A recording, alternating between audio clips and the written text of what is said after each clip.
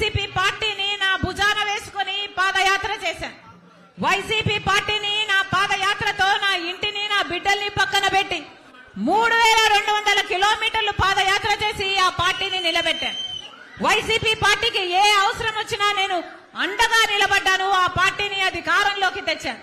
ఈ రోజు కనీస కృతజ్ఞత లేకుండా ఈ రోజు నా మీద, నా వ్యక్తిగత జీవితం మీద, నా పేరు మీద నానా రకాలుగా నా మీద దాడి చేస్తున్నారు. అయినా చెప్తున్నాం, భయపడేది కాదు రాజశేఖర రెడ్డి బిడ్డ.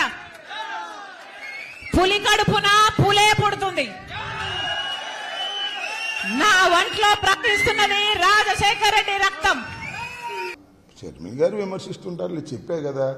షర్మిల గారేమో మా ప్రీతమ నాయకుడు రాజశేఖర రెడ్డి గారి కూతురు. ఆమె ఏదో ఓవర్ యాక్షన్ చేస్తుంది. పిచ్చి తల్లి. ఓవర్ యాక్షన్ చేసే వాళ్ళకి ఏం సమాధానం చెబుతాం? చెప్పలేము. ఆమెమో తెలంగాణలో పార్టీ పుట్టింది. అక్కడ పుట్టి సంవత్సరం అయినా కాలగర్భంలో గడిచిపోయింది. ఇక్కడ కాలగర్భంలో గడిచిపోయిన పార్టీలోకి వచ్చి ఆమె మాట్లాడుతుంది. ఎట్లా ఉందంటే, కాంగ్రెస్ వాళ్ళకి మంచి ఆయుధం దొరికింది. రాజశేఖర్ గారి కూతురు కోతి కొబ్బరికాయ దొరికినట్టు అది పెట్టి ఊరేగుతున్నారు. ఏమైంది నాకు అర్థం కాల. కాంగ్రెస్ ఏం బతికేదా చచ్చేదా? రాజశేఖర రెడ్డి గారిని, రాజశేఖర రెడ్డి గారి కుటుంబాన్ని, ఈ రాష్ట్రాన్ని చీల్చి చెండాడినటువంటి కాంగ్రెస్ పార్టీలో ఆమె బతుకు తెరువు కోసం చేరిందో మరి ఏమో నాకు తెలియదు. పిచ్చి తల్లి ఏదో మాట్లాడుతుంటారు. పెద్ద పట్టించుకోమని బ్రదర్.